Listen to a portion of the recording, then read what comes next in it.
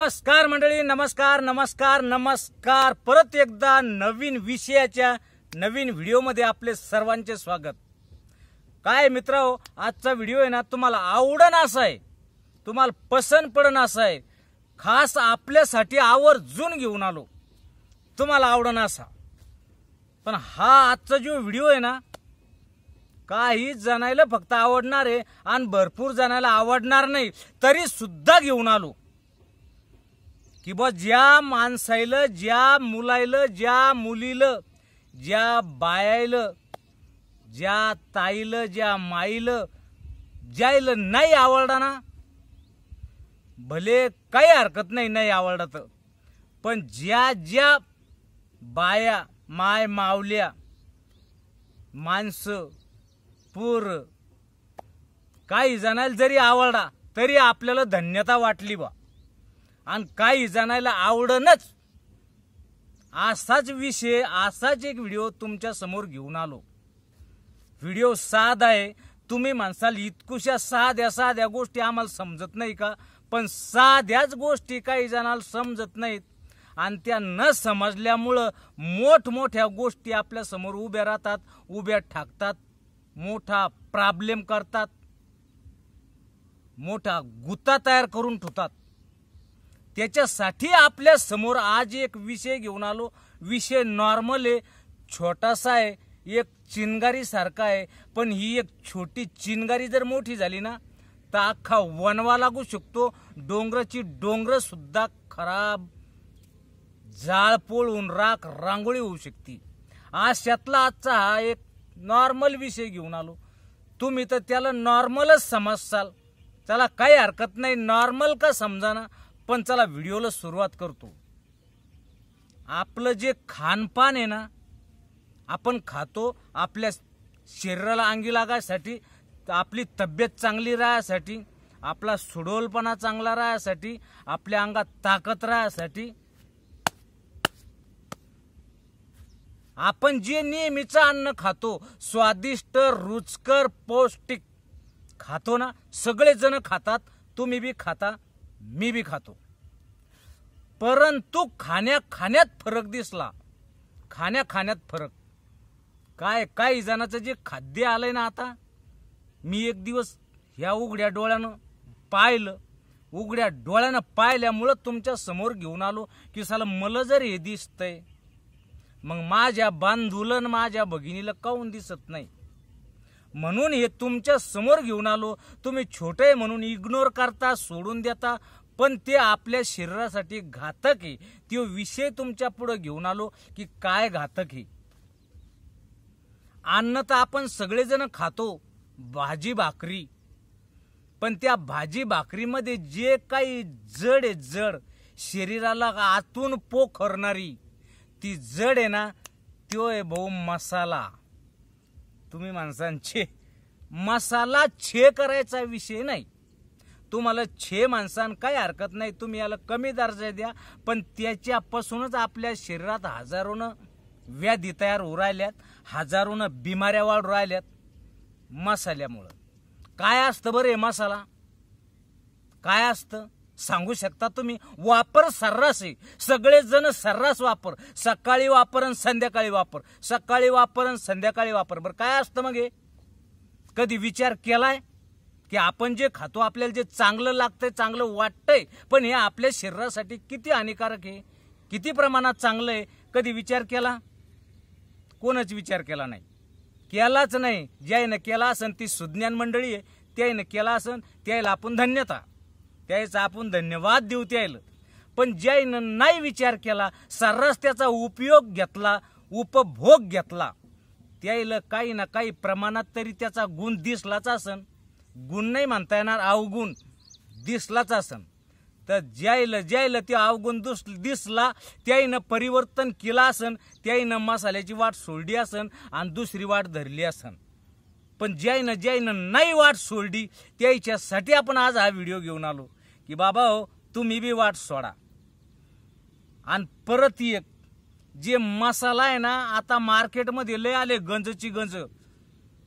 धंदा आहे भाऊ, धंदा. मी कोणाच्या धंद्याला नाव ठेवत नाही, मी कोणाच्या पोटावर लात मारणार नाही, मी कोणाच्या धंद्याला नाव ठेवत नाही, पण आज लय आलं सर्रास मार्केटमध्ये गंजची गंज, गंजची गंज, हे चॉकलेटी गंज, हे लाल गंज, हे गुलाबी गंज, लय गंज आले ना भाऊ मसाल्याचे.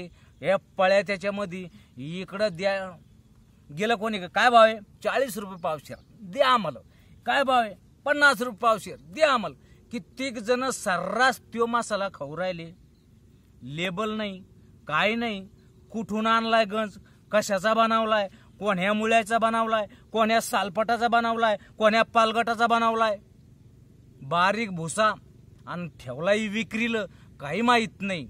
शरीराला उद्या काय वाट लागन शरीराची काही माहीत नाही.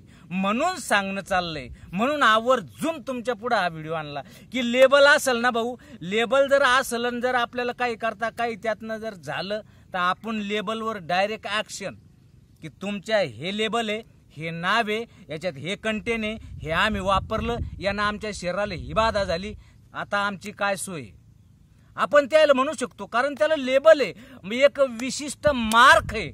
मार्कवाल्याला तर आपल्याला मार्क देणंच लागन.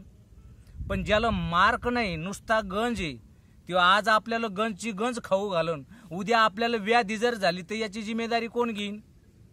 कोणीच रिकामा नाही जिम्मेदारी घ्यायला.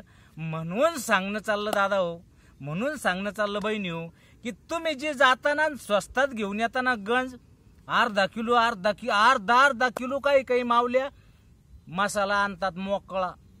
कशाचा बनवलाय, काय बनवलाय, का लाकडाचा भुसा टाकलाय, का मिरच्याचे देठ टाकलेत, का कोण एखाद्या झाडाची सालपट वाटून बारीक करून आणली इकायला माहीत नाही. पैसा कमवणं सुरू आहे. मी काही कोणाच्या धंद्याला नाव ठेवत नाही. जर तुम्हाला त्या गोष्टीचा राग आला त्याला मला नाविलाज आहे. पण मग सांगणं चाललंय लेबल सेल, ज्याला लेबल आहे तेच खा. बाकीच्या याला माझा राग आला असेल तर काय हरकत नाही, मला कमेंट करा की दादा तुम्ही काऊन हो असा आमचा धंदा आहे. नाही बाबा, लेबलवालं इका आणि लेबलवालं सगळ्याला चारा, मग काही म्हणणं नाही. तुम्ही चारा, तुमचा धंदा एकदम जोमात चालू, ह्याच माझा आशीर्वाद राहील सगळ्याला की बा तुम्ही धंदे करा, पण लेबलवाले धंदे करा, बगर लेबलचे करू नका. कारण तुम्ही बी बदनाम, खाणारे बी बदनाम, आणि त्या परिणाम होईल ते बी एक विचित्र प्रकारचा परिणाम. मग त्याच्यापेक्षा बंधू चांगलं विका, जे विकत असतील ते चांगलं विका, आणि जे खात असतील ते चांगलं खा. नसन खाता येत करा, काय करायचं तर करा. घरी घरच्या घरी पाटा आहे, वरुटा आहे, आपल्या बायाला काय काम आहे? नाजूक असतील ना. मी म्हणतो की बा काही बाया खूप नाजूक आहेत, त्याला टरकन पुडी पारडी की टाकली भाजीत, मग भाजीत पुडी टाकली, बनवलं, खाल्लं. त्याच्यापेक्षा आपलं थोडं इतकुसं 4 मिरच्या हो, मसाला मस्त आपल्या मनानं जे आणेल निवडक, मार्केटमधून निवडक आणेल, दुकानामधून थोडं वाटा, बनवा, मग पहा त्या मसाल्याची टेस्ट. त्यो नका आणू ना भस्कापुरी, एवढा मोठा पुडा 50 रुपयात. कशाला आणतात ते? कशाला शरीराची वाट लावतात सस्त्यासाठी? अहो ते सस्त खाऊन हे लाख मोलाचं नाही, कोट्यावधी रुपयाच्या शरीराला मातीत घालणं. म्हणून बंधू तुम्हाला फक्त एवढंच सांगायचं होतं.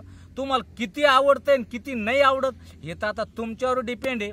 तुम्ही तर माणसांना काही बी सांगू राहिले, ठीक आहे बाबा, काही बी सांगू राहिलो ना, तुम्ही नका घेऊ ध्यानात, तुम्ही नका ऐकू, तुम्ही सोडून द्या.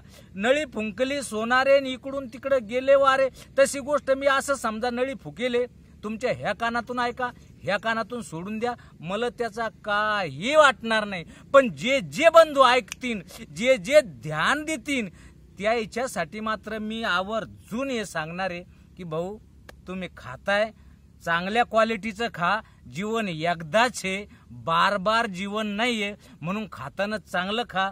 स्वस्त खाऊन आपल्या शरीराची वाट लावू नका.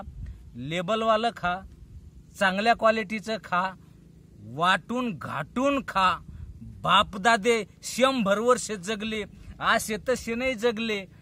अन्न खाणं कसं होतं? दांडगं अन्न होतं. 10 माणसं एका माणसाच्या अंगावर आले ना तर पाठ पाहत होते. अशी मंडळी होती पूर्वीची पहिली. असं हे भस्कापुरी खाऊन नव्हतं, खायला ज्वारीच्याच भाकरी होत्या, पण खमक तव्यावर मस्त आरावर शेकील.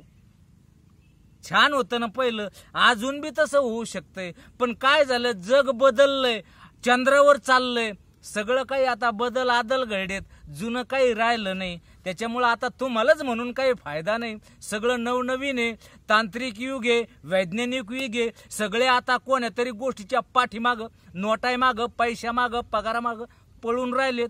काही हरकत नाही बा, पळा, कमवा.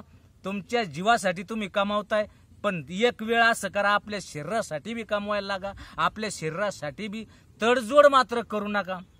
काय ना, मी जे सांगू राहिलोय हे तुम्हाला कसं वाटलंय, तुम्हाला काय वाटलंय, एकदा प्लीज फक्त एकदा कमेंट करून सांगा. लाईक करा, शेअर करा, सबस्क्राईब करा. ठीक आहे, धन्यवाद. भेटूया पुढच्या व्हिडिओत.